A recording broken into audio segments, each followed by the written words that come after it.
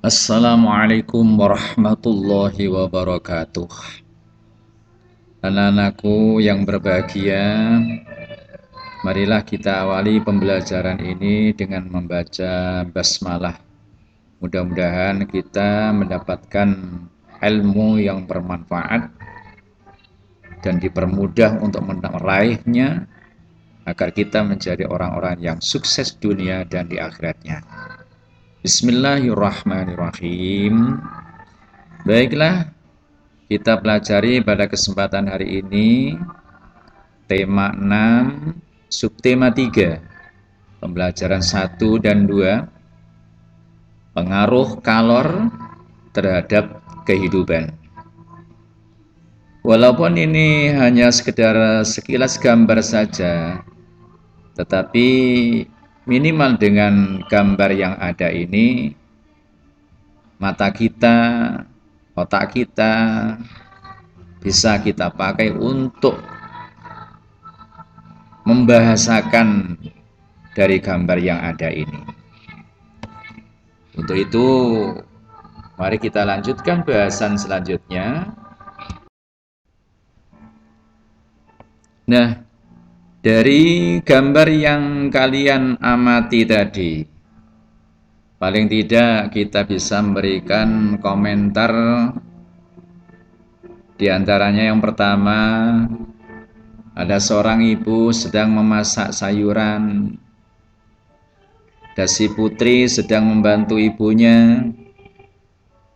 Sayuran diaduk dengan spatula kayu dan sendok logam. Selanjutnya dari gambar tadi kita bisa menanyakan mana yang digunakan, spatula kayu ataukah sendok logam.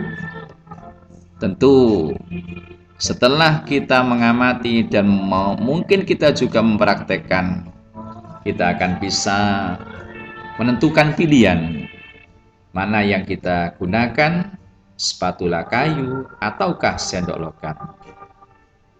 Untuk memilih tentu kita lebih mantap lagi ketika kita mengetahui ciri-ciri dari bahan atau benda yang kita butuhkan pada saat tersebut. Anak-anakku yang berbahagia, selanjutnya mari kita kenali sifat benda atau bahan yang digunakan dalam kehidupan sehari-hari, terutama ketika kita berbicara benda panas ataupun kandungan kalornya. Sifat benda atau bahan yang digunakan ada 3. Yang pertama, konduktor, yaitu benda yang dapat menghantarkan panas dengan baik. Contoh, besi, aluminium, dan tembaga. Yang kedua, ada benda yang tidak dapat menghantarkan panas dengan baik. Contoh, kayu, plastik, dan kain. Yang ketiga, ada benda yang masuk di kelompok semikonduktor, yaitu benda yang sedikit dapat menghantarkan panas, kecil menghantarkan panasnya.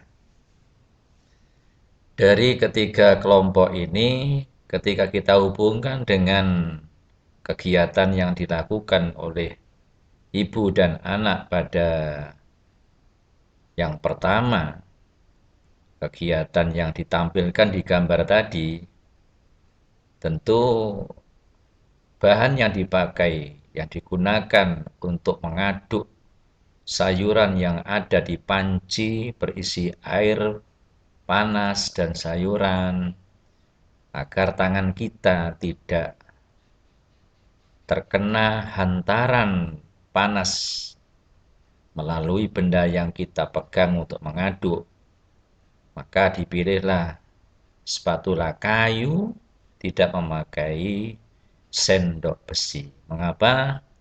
Tentu kita sudah bisa mengetahui karena sendok besi tadi bisa menjadi benda penghantar panas dari air yang mendidih bercampur dengan sayuran melalui sendok akan menghantarkan panas ke tangan kita sehingga tangan kita akan menjadi panas.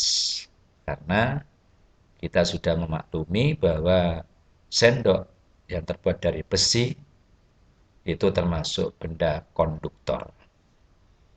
Baik, mari kita lanjutkan keterangan selanjutnya.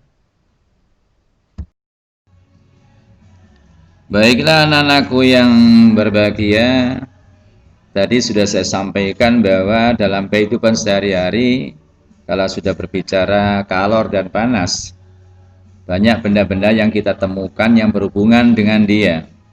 Salah satunya adalah alat yang namanya termos. Sekilas tentang termos ini apa?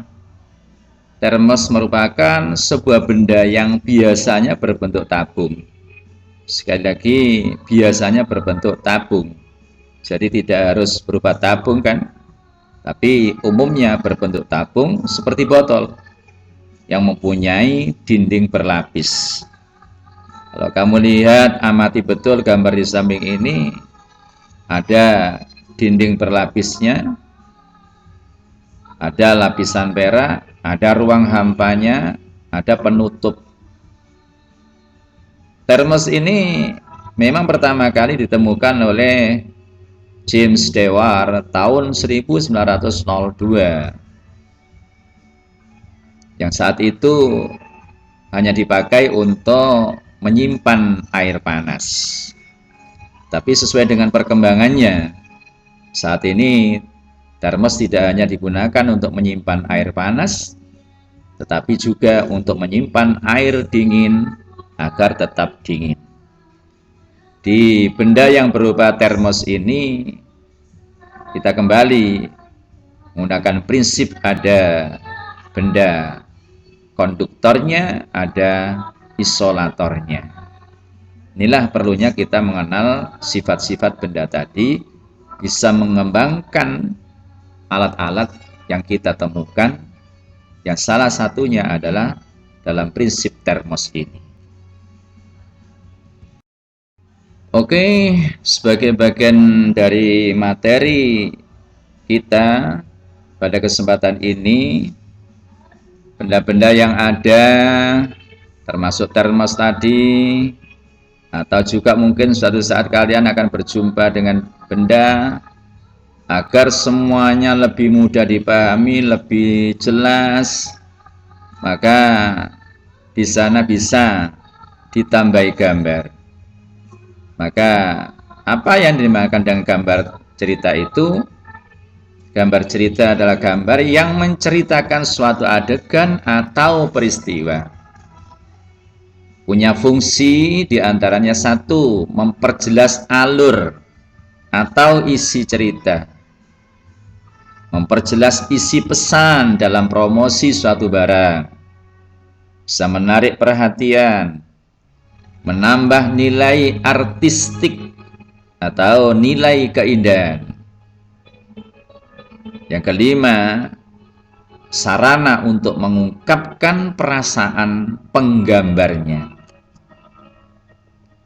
Catatan penting atau hal yang penting yang perlu kalian ingat dalam hal gambar cerita ini, bahwa gambar cerita sering ditemukan dalam buku cerita, majalah, buku pelajaran, poster, brosur, dan petunjuk penggunaan barang. Semuanya ini butuh atau sering dilengkapi dengan gambar. Kenapa? Karena berfungsi di antara 5 yang sudah ada di atas tadi. Baiklah anak-anak, sampai di sini dulu materi kita pada kesempatan hari ini. Mudah-mudahan apa yang kita bahas, walaupun dalam waktu yang singkat, jadikan ilmu kita semakin bertambah dan bermanfaat, lebih-lebih mendapatkan keberkahan dari Allah Subhanahu wa taala. Saya akhiri, assalamualaikum warahmatullahi wabarakatuh.